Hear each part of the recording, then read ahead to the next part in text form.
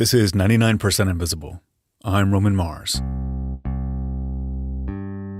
I love podcasts, but like many people who work in this industry, my first love was the radio. I got my start working at my college radio station, WOBC 91.5 at Oberlin College.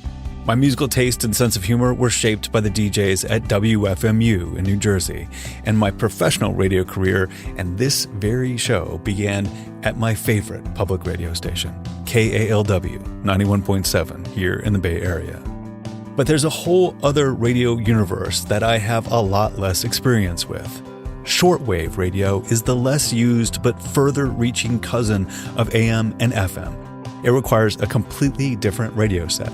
Long before the internet, shortwave connected people all across the globe instantaneously, and it became an information battleground and powerful propaganda tool.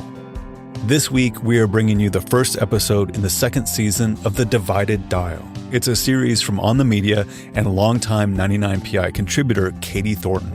In Season 1, Katie explored the history of political talk radio and how the radical right came to dominate the airwaves in the U.S., but her new 4-part season is all about shortwave. I'll let Katie take it from here. Zenith Transoceanics. Oh, this is such a cool radio with the little... Last summer, I met up with a journalist and radio fan named David Gorin. These were like beautiful radios for... I went to his house in Brooklyn, New York, so that we could listen to the radio together. Not any old radio, not AM or FM, nothing you can pick up in your car, but shortwave radio, the little-known cousin of AM and FM, with fuzzy stations that can reach insanely far distances. David's been listening to shortwave since he was a kid in the 70s, when his uncle gave him a radio. And I turned it on, and it's like the radio leapt out of my hand with the North American service of Radio Moscow. Suddenly, the world was all within reach, available to him right there in this box. In the 7th grade, I became the expert on the next 5-year plan in the Soviet Union, the economic plan. Today, he's part of the Library of Congress's Radio Preservation Task Force. And together, on a sweaty Thursday afternoon last July, Quick and dirty. We sat down to hear what we could find on the shortwave dial today. Just like when David was a kid, we heard lots of government-run stations, like Radio Marti. The U.S. broadcasting news and information to Cuba. Voice of Islamic Republic of Iran. China Radio International, broadcasting in Spanish.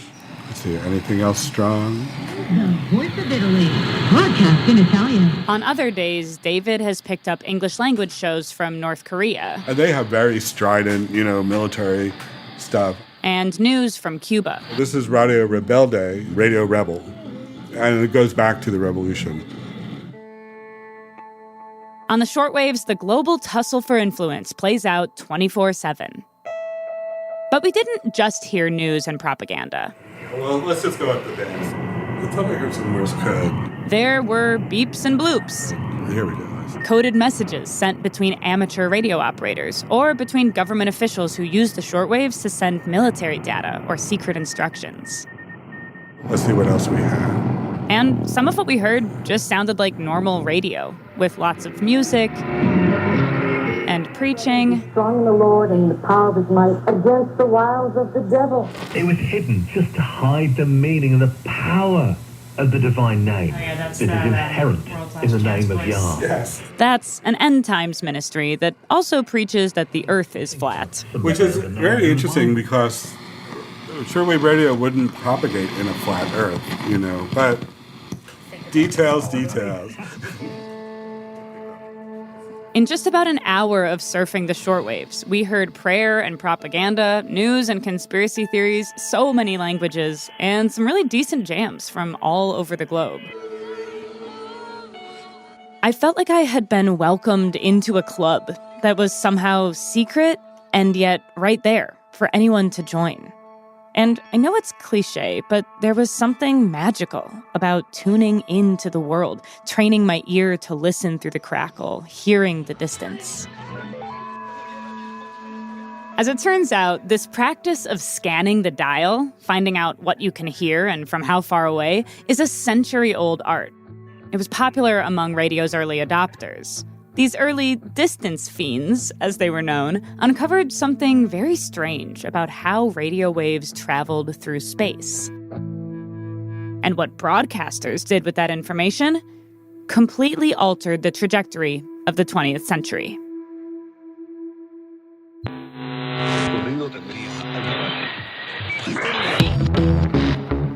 This is Season 2 of The Divided Dial. I'm your host, Katie Thornton. I've worked in radio since I was a teenager, sometimes behind the scenes, sometimes behind the mic.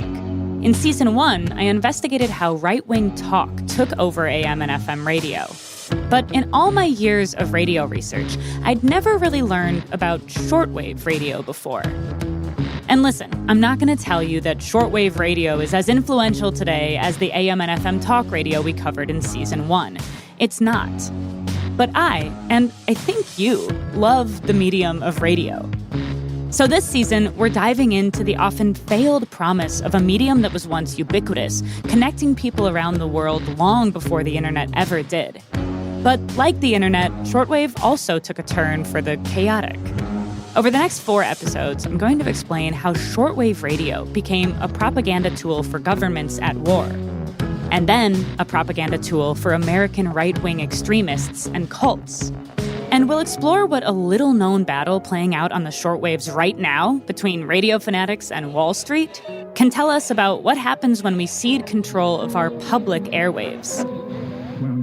That's all coming up on this season of The Divided Dial. But let's get back to the story.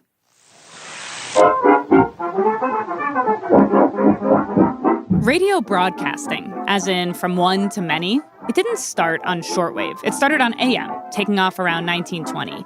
And AM was inherently local. Santa Larson and Mrs. Lester Larson. Happy birthday. Signals reached up to 50, maybe 75 miles. By the way, down Texas way, your home state. Take a bow, will you now? Take a bow. I will. Phil Ma Taylor up there at Lake Geneva says happy birthday to us. You know, it's her birthday, too. But at night, those listening at home noticed something strange. As the sun set, more stations emerged from the static. And they weren't coming from down the street or the next town over. Sometimes listeners in New York, Edison Studios, WAAM, located at 1 Bond, would hear stations from Chicago. WCFL in Chicago. A listener in Kansas might hear an opera or a boxing match from the East Coast. After dark, it was like the world cracked open, and distant stations faded in and out on ghostly, mysterious winds. Most people had never heard a faraway voice, period. Long-distance telephone calls were the costly domain of dignitaries and government officials, and even those were fed across long, scratchy copper lines. A disembodied voice, without a wire, without a fee, from hundreds of miles away, that awed and baffled people. Even scientists, some of whom believed that radio, perhaps, could be used to communicate with the dead.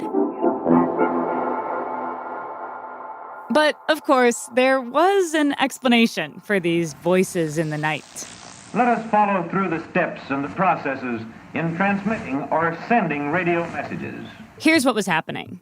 The way AM normally works is that radio waves get shot from the top of a tall tower, which is often on top of a tall hill. The radio messages leave the antenna as electromagnetic wave and travel with the speed of light. The waves travel over the ground, basically line of sight, from the tower to you. It's called a ground wave, and it's the thing that fades out a few dozen miles from the tower. But when you shoot out an AM signal, there's another thing that happens, almost a byproduct. Radio waves are sent out in all directions. It's called a skywave, and the skywave goes up into the atmosphere. The lower layers of the ionosphere, which are about 45 to 75 miles above the Earth's surface, they're like a huge sponge during the day, and they absorb the signals that pass through them. Susan Douglas is a professor of communication and media at the University of Michigan. She says that these lower layers of the atmosphere are made up of ions that get all charged up by the sun. And in the daylight, those layers are where radio waves go to die. But at night, when the sun sets, splits. These layers disappear, and the ones above them, they combine to form a dense layer, and it acts like a mirror to sky waves. At night, these sky waves, the sort of byproduct of AM transmission, they keep going until they bounce off this other layer of the ionosphere, and they come back down to Earth vast distances away. When these waves strike the antenna of a receiving set, this entire process is reversed. We hear sound originating at that very moment, hundreds or even thousands of miles away. That's what these late-night AM radio listeners were hearing. A radio wave that had ricocheted off the ionosphere to get to them. And it rocked their world. Long-distance channel surfing became a fad called fishing in the night, with listeners casting out into the ether and seeing what they could catch. They had a map on the wall with map tacks, and every time they reeled in a station, they would put a map tack on where that broadcast emanated from. Was it Kansas City? Was it Washington, D.C., wherever? Radio manufacturers ran ads with slogans like concerts from 14 cities in one evening. In newspaper editorials, distressed housewives and sometimes husbands lamented that their significant other was spending every evening out in their radio shack. But while AM broadcast listeners burned the midnight oil to marvel at all the faraway stations, there was one group of people who weren't so surprised by radio's ability to go long. They were the amateur radio operators, what you might know as ham radio. Basically, guys who weren't broadcasting, but were tinkering with radio equipment just to chat, one-to-one, like long-distance walkie-talkies. Back in the days before broadcasting, almost all radio transmission was one-to-one. The radio waves were mostly used by ship captains or the military, and the hams, who were just having fun. But in World War I, the U.S. government got worried about interference on those AM airwaves, so they eventually assigned specific frequencies for ships, for the military, and for those meddling amateurs. They were kicked down to the waves that were thought utterly worthless, short waves. Back then, people thought the shortwaves with short wavelengths, picture a really tight squiggly line, just wouldn't go very far. Even Guglielmo Marconi, the father of radio, thought that longer wavelengths would mean longer distances. But the amateurs weren't put off. They began experimenting with them. And as it turned out, the shortwaves weren't the short end of the stick. They were getting really far. They were getting stations in Australia and New Zealand, or stations in England and France. For the most part, reception was clearer at night, but it didn't have to be dark to go the distance. Amateurs reported spanning distances as great as 10,000 miles, which was unthinkable. Australia and New Zealand were described in the fall of 1923 as a bedlam of Yankee signals. The amateurs proved something huge. Shortwave could do round-the-clock what AM could only do at night. It could use the ionosphere as a springboard. And this changed the game for AM broadcasters who wanted their station to reach more people. In 1923, Pittsburgh's KDKA, the country's first commercial radio station, they got their station on shortwave and reached as far as South Africa. New shortwave stations started up in Switzerland and Japan and Venezuela. And with the scars of World War I still fresh, this burgeoning international medium was a source of hope. There was a lot of utopian discourse around radio that, having allowed people to communicate across all these borders, would there be no more wars? Michelle Hilms is a retired professor of media studies who has written a lot about radio. It would, solve all kinds of problems. Just a huge enthusiasm over the possibilities of shortwave as a medium. Entire magazines were devoted to helping people discover new shows on international radio. Listeners would write to far-flung stations, and the stations would reply with these beautifully decorated cards branded with the station name, and maybe some imagery that evoked the national culture of wherever they were broadcasting from. They're called QSL cards. It's international code for I confirm receipt of your transmission. Shortwave listeners around the world amassed collections of these ornate cards, tangible evidence of their part in an ethereal global community. By the late 1930s, almost all home radio sets had AM and shortwave settings. But the peacenik aspirations for shortwave didn't last. It was the first time that human beings had it in their power to be heard around the world, and a lot of governments figured out that this could be a really powerful tool for the common good, but also, of course, for the waging of wars. Lots of the world's governments had taken to the shortwaves by the 1930s, but no nation used them quite like Germany. This is Germany calling. We are going to present tonight a radio play entitled Visions of Invasion. Ziesen, Germany's state-run shortwave service, had spent years building a large following in America and around the world, playing things like orchestral music. But in time, they started pushing out Nazi propaganda, tailored for specific countries in 12 different languages. And with its own festering Nazi movement, the U.S. was a key target. You had people like Axis Sally. This is Berlin calling. And I'd just like to say that when Berlin calls, it pays to listen. She was an American living in Berlin. She became the first American woman to be convicted of treason after the war, but she was broadcasting into the United States on shortwave. The women of America waiting for the one you love, thinking of the husband who is being sacrificed by Franklin D. Roosevelt. You might have heard of a person called Lord Haw Haw. The great exodus from Britain is well underway. He was a British man named William Joyce who was working in Germany, broadcasting on their shortwave service. The rich and affluent are removing themselves and their valuables as fast as they can. There was also a big band called Charlie and His Orchestra, run by the German Ministry of Propaganda. They'd take popular big band and swing songs and add or change lyrics to berate Roosevelt or denigrate Jewish people. For the Jewish family has a brand new heir. He's their joy, heaven sent, and they proudly present Mr. Franklin D. Roosevelt Jones. Yes, sir. They were trying to persuade Americans that, that the Germans had the right side in the war and that it was crazy for them to fight.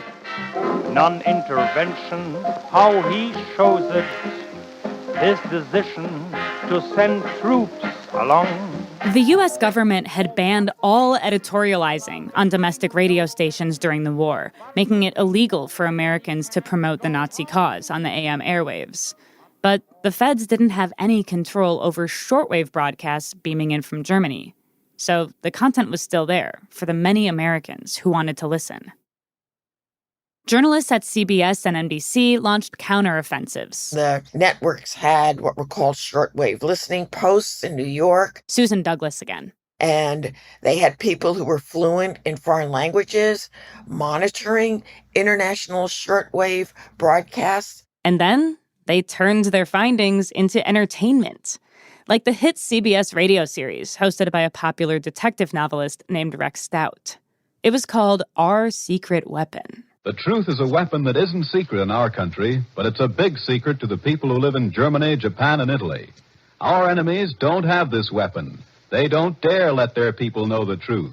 Every week, radio sleuth Stout debunked enemy shortwave propaganda. First a broadcast of the official German news agency on August 2nd. The meeting between Churchill and Stalin was very excited and hysterical. It assumed a dramatic... On August 8th, beamed at England. This morning, Churchill shook hands with Stalin at the Kremlin. As we now know, Churchill actually arrived in Moscow on August 12th. You can't beat that for a scoop. The rest of the Allies were also busy fighting Germany's shortwave radio propaganda. It was during World War II that the BBC ramped up what would come to be known as the World Service on shortwave. This is London calling in the overseas service of the British Broadcasting Corporation. They broadcast news to the world with just a bit of pro-Ally spin. The Danes have already had a taste of what German protection means. A better word for it would be plunder, for the Germans are seizing goods and property at will. And in early 1942, the U.S. followed suit. The federal government debuted its shortwave radio service, The Voice of America, with an in-language broadcast to Germany. This is a voice speaking from America. Our voices are coming to you from New York, across the Atlantic Ocean to London. The Voice of America started as a government-run radio show, and they partnered with networks like NBC and CBS to get it out worldwide. NBC and CBS were already broadcasting overseas via shortwave.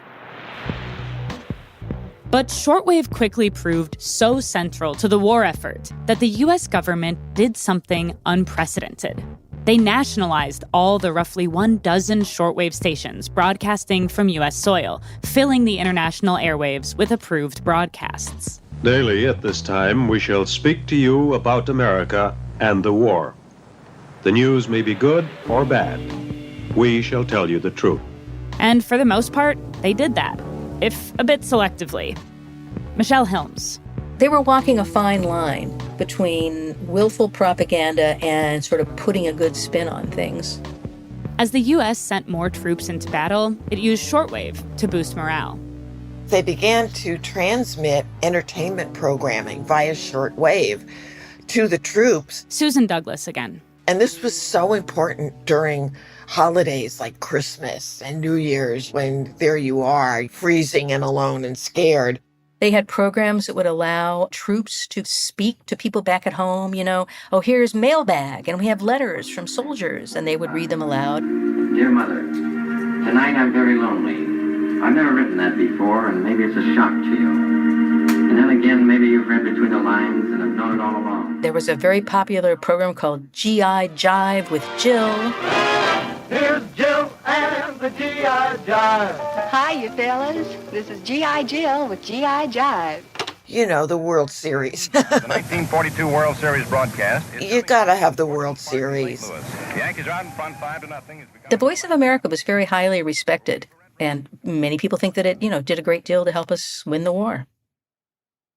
By the end of the Second World War, the Voice of America blanketed much of the world. It ran in about 40 languages. But they were about to get lots of company on the airwaves, because in the Cold War, the shortwaves exploded. That's coming up after the break.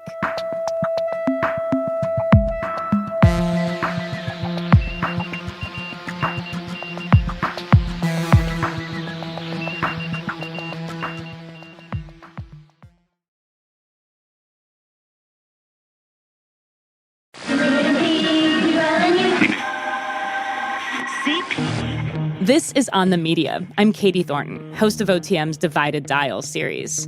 We're right in the middle of episode 1 of our second season. Before the break, we heard about how groups like the VOA dominated the shortwaves at the end of World War II. But during the Cold War, shortwave would become so much more. Radio speaking. This is Tehran, Radio Iran. The Australian Forces Radio. You are tuned to the North American service of Radio Moscow. The VOA, the BBC, the Soviet Union, China, Egypt, Iran, Argentina, and so many others were on shortwave, broadcasting their national identity to the world in stories and song. They were joined by newly decolonized nations like Libya and Ghana, whose leaders saw the shortwaves as a way to promote their independence and to fuel an international anti-colonial movement. But the global superpowers, the US and the Soviet Union, were two of the most dominant voices on shortwave. And shortwave became one of the most ferocious battlegrounds of the Cold War. At bat for the Soviet Union was Radio Moscow. Founded in 1929, the USSR's government-run network broadcast in over 70 languages. With news, propaganda, and human interest stories, it offered a Soviet alternative to the BBC and the VOA. America hit a new high in crime. And according to FBI reports to the president, nearly half of the criminals were young people. The causes of this menacing situation are well known. The pornographic pictures distributed among adolescents and the exhibitions of abstract paintings and statues that say nothing to either the heart or the mind. The BBC and the VOA were expanding too, sending more and more coverage over the Iron Curtain. But the United States government wanted to reach people in Eastern Europe with messages that weren't so obviously propaganda as the literal Voice of America. So, they lied. Radio Free Europe gets through with the truth every day.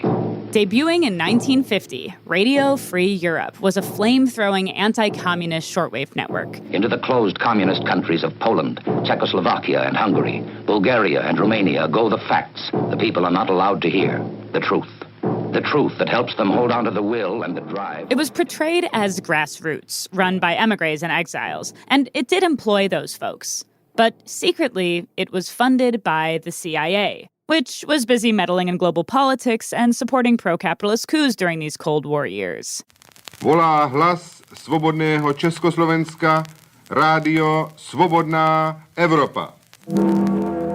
Staff at Radio Free Europe launched weather balloons into the Eastern Bloc and airdropped over 300 million leaflets instructing listeners on how to tune in. Radio Free Europe calling Czechoslovakia. The Soviet Union did not like any of this. They spent tons of money trying to drown out Western broadcasts. They'd flood the shortwaves with ear-splitting noises that listeners recalled sounding like a buzzsaw or a machine gun.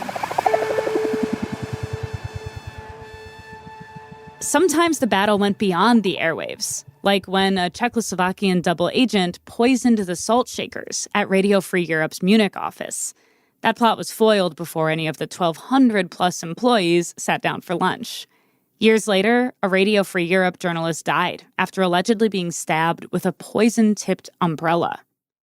But these U.S.-run shortwave stations weren't just beaming out journalism. Willis Conover speaking. This is the Voice of America Jazz Hour. The music of jazz parallels the freedom that we have in America, something that not every country has.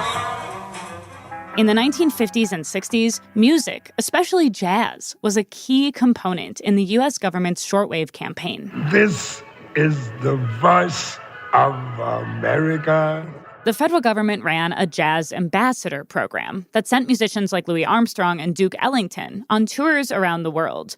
They focused on countries that the Soviet Union was also hoping to win over. All the while, though, many of these very same musicians faced racism and segregation at home. And on the shortwaves, Radio Moscow and others were ready to exploit this contradiction. The revolutionary people of Cuba sympathized with all people who struggled for social justice. In the early 1960s, Cuba's government-run service, Radio Havana, regularly beamed this show, Radio Free Dixie, up to the United States. It is in this spirit that we proudly allocated the following hour in an act of solidarity, peace, and friendship with our oppressed North American brothers.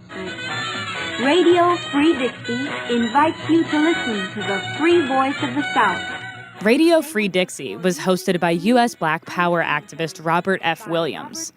He was on the lam in Cuba, fleeing drummed-up charges that were later dropped. And he broadcast a perspective that couldn't be found in the mainstream U.S. media. One Negro goes to the White House as a member of the president's cabinet, while another is gunned down like a wild dog for using a white folks' toilet. It should be more than clear to us that if we are ever going to be free, we must liberate ourselves. Outlets like Radio Moscow and Radio Havana won followers around the world with their mix of propaganda and just factual reporting on civil rights abuses in the U.S. Governments saw winning people over on shortwave as a key path to winning the Cold War. So even after the CIA's secretive role at Radio Free Europe was revealed in the early 70s, not much changed. In fact, Congress increased its budget, and they kept pumping out news and tunes. Increasingly, they played the defiant and oh-so-American sound of rock music, which was heavily censored in the USSR and Eastern Bloc. On the U.S.'s government-run, taxpayer-funded shortwave stations, they broadcast groups like Metallica and Motley Crue to listeners around the world.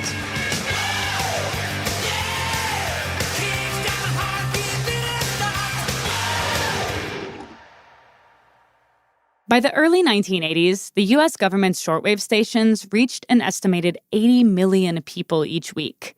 It took tons of manpower, and it was a huge infrastructure project, too. The government had miles upon miles of fields filled with antennas. But one man didn't think that was enough. We're as far behind the Soviets and their allies in international broadcasting today as we were in space when they launched Sputnik in 1957. On the home front, Ronald Reagan had vetoed public broadcasting budgets and overseen a massive deregulation of the airwaves that allowed for big businesses and conservative and religious broadcasters to dominate AM and FM radio. You know, season 1 of The Divided Dial. But on international radio, on shortwave, the great deregulator had no qualms about spending taxpayer dollars. He poured public money into the VOA and Radio Free Europe. I'm pleased to call on Director Wick and Minister Filali to sign this agreement, an important step towards strengthening the signal of the Voice of America. Reagan's administrators wrung their hands over what to do about rock music. Lots of them didn't believe it represented the best of Western culture. But after long internal debates, they decided to keep the rebellious racket going on the shortwaves. Meanwhile, on the journalism side, Reagan led a shakeup by sidestepping one of the Voice of America's long-held tenets, the idea that a free press is the U.S.'s best advertisement. Sure, that idea hadn't always been perfectly executed, but Reagan opted instead for more heavy-handed anti-communist propaganda. Reagan's VOA ran explicit editorials on behalf of the administration. Many longtime leaders resigned, replaced by more amenable colleagues, including Richard W. Carlson, father of right-wing bloviator Tucker Carlson. And it was Reagan who launched a costly new shortwave service targeting Cuba with hardline anti-communist messages. Today, I'm appealing to the Congress, help us get the truth through. Support our proposal for a new radio station, Radio Marti, for broadcasting to Cuba. While public broadcasting floundered at home, government-subsidized propaganda and bad hair metal reverberated on shortwave, from the U.S. to the world. In its first 7 decades of life, shortwave transformed from an idealistic experiment in global cooperation into a hardened government tool of information warfare. And then, in the late 1980s, much of the medium's reason for being crumbled. In Eastern Europe, which the Soviets had held by force since World War II, Mikhail Gorbachev said that Moscow would no longer interfere. Serious fighting begins in the early morning, a staccato of machine gun bursts punctuated by cannon fire. In the last weeks and months, we've seen one Communist Party after the other in Eastern Europe knocked off its perch by the people. The Cold War was over. On this medium that seemed almost tailor-made for propaganda, there was vacancy, airtime for rent. And in the U.S., a particular group of people was ready to snatch it up.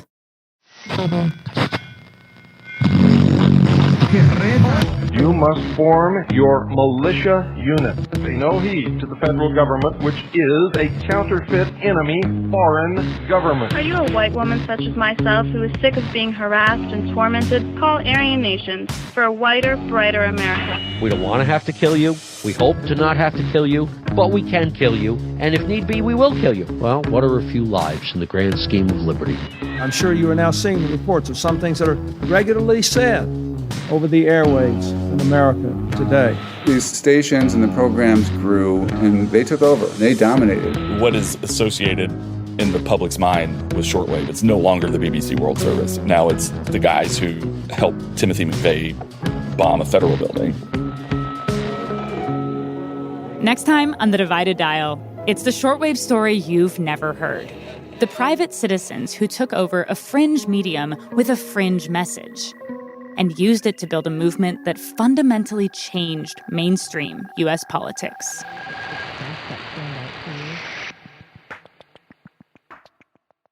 Katie Thornton, it's so nice to have you back on the show. I loved that episode. Thank you so much, Roman. It's great to be here. Thanks for having me back. I'm so excited to hear the rest of this series. So what made you want to do a series on shortwave radio at this moment, which is not the peak of shortwave radio usage, but it's something that is so fascinating and so cool? Yeah, it's definitely not the peak of shortwave radio usage. The internet really sort of took a bite out of it. But I was really interested in shortwave radio in part because I love radio and I had never really heard much about shortwave. I started volunteering at FM radio stations when I was in my teens. I worked at them throughout my teens and 20s. I obviously still make radio today. Like, I love radio. I love what it can do. I love that it moves through the air at the speed of light, and it magically shows up in a box in your kitchen or your car or wherever. I think it's just sort of this magical thing. And yet, I had never really heard about shortwave. And a friend of mine, after the first season of The Divided Dial came out, a friend of mine was like, hey, do you know about this station?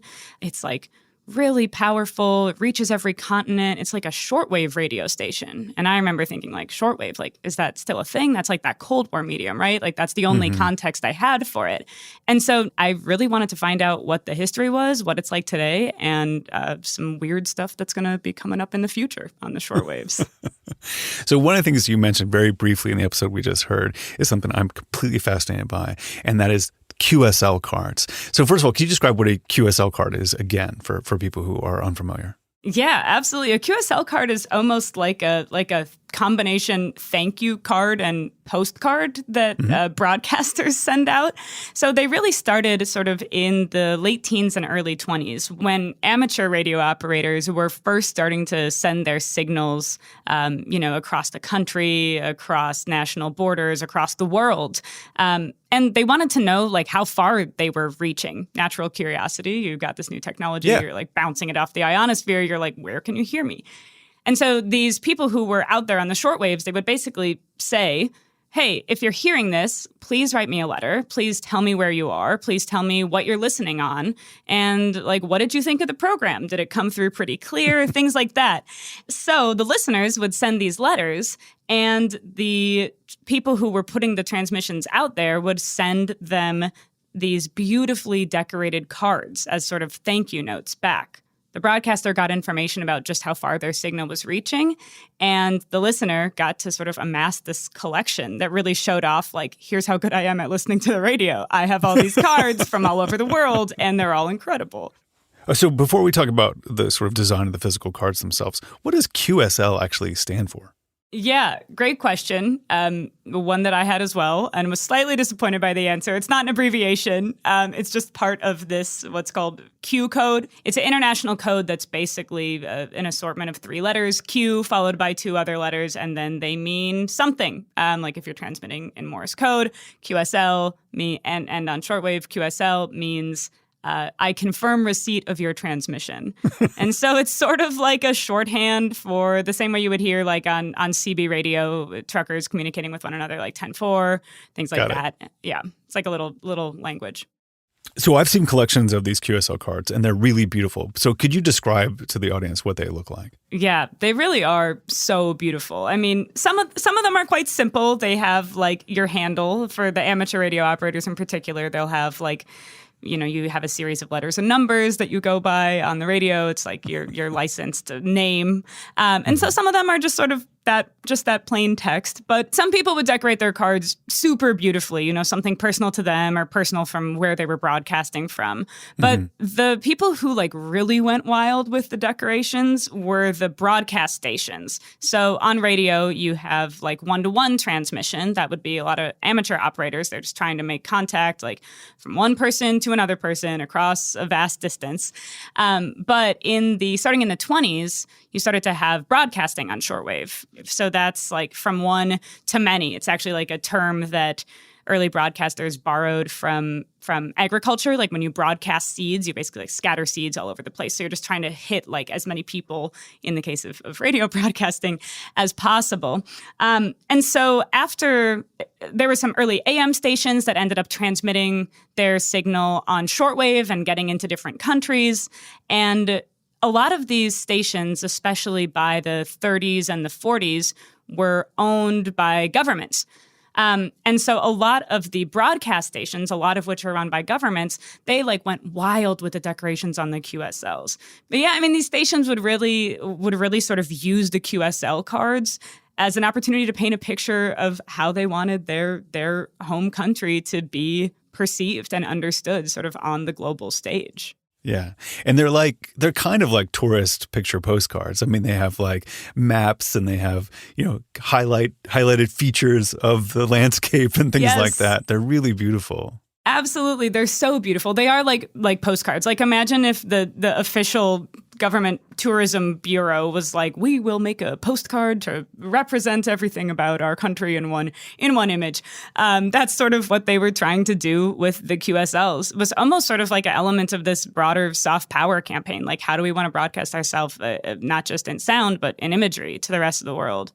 So there's like beautiful maps, there's food items, there's like clothing that is specific to regions. There was a lot of like architectural feats would maybe be depicted, sometimes in an artistic style that was specific to that country. Like, they're colorful, they're beautiful, the fonts are amazing to watch change over time. One of the things that I love about these QSLs is how many of them like have radio imagery. Like, they're all so excited about the fact that they're using radio, especially the ones from like the 30s, 40s, and 50s. They all have that sort of early radio graphic of the lightning bolts, which to me is so cool because it was like, how do you demonstrate the power and the like excitement of this invisible thing? It's like, obviously it's got to be lightning bolts. And so what is the status of QSL cards today? Like, is this still something people do? I imagine they're collector's items because the world of shortwave is a very, I don't know, it's a very like active subculture of very dedicated people. Yes, absolutely it is. Absolutely it is. And it is still active. Like, certainly they're collector's items. These are like beautiful historic objects, really. But there are still QSL cards that are going out today. Like, I talked to a ton of people, a ton of broadcasters, a ton of listeners, and I was at a station where I was going through the QSL letters, you know, the initial letter where somebody's asking for a card. I was going through them with the station owner, and they had gotten letters from all over the place, you know, from the U.S. and far beyond. And so, you know, I was going through this stack of letters where it's like, here's what I heard, here's how the reception was, and then in turn, he would mail back the station's QSL. You know, it's down from its heyday, just like a lot of things in the shortwave world are, but it's still very much happening today, which is really neat. So before we wrap up, could you tell me a little bit more about the whole series and where it's headed from here? Yeah, well, the second episode is dropping May 14th. This next episode is really going to dive into the pretty little-known role that shortwave radio played in the rise of the American right, especially sort of in the 90s and into the 2000s. We're also going to go visit a very particular, kind of peculiar station operating out of the U.S., one of the most powerful broadcasting facilities on the planet that I did not know existed until quite recently, and play some very interesting material. And then we sort of end the series, the fourth episode, by talking about what's going on the shortwaves today and what's happening in the future on the shortwaves. Because as I talk to people, I learned that there is a battle going on the shortwaves right now that is really representative, I think says a lot about how we value or don't value our public airwaves. Well, I'm so glad that the series is back. The first series of The Divided Dial was amazing. It won a Peabody Award, and now I'm so excited to hear the second season, and it's all going to be released on the media's podcast feed and on the airwaves. So thank you so much for being back with us. Thank you so much for having me. It was great to talk with you about this. The Divided Dial was created by Katie Thornton and WNYC's On the Media, edited by OTM's executive producer, Katja Rogers, with music and sound design by Jared Paul. The series is also supported by the Fund for Investigative Journalism. 99PI's executive producer is Kathy Tu. Kurt Kolstad is the digital director. Delaney Hall is our senior editor. The rest of the team includes Chris Berube, Jason DeLeon, Joe Rosenberg, Martine Gonzalez, Christopher Johnson, Vivian Leigh, Lashma Dawn, Swan Rial, Jacob Medina Gleason, and me, Roman Mars. The 99% Invisible logo was created by Stefan Lawrence. We are part of the SiriusXM podcast family, now headquartered 6 blocks north in the Pandora building in beautiful Uptown, Oakland, California.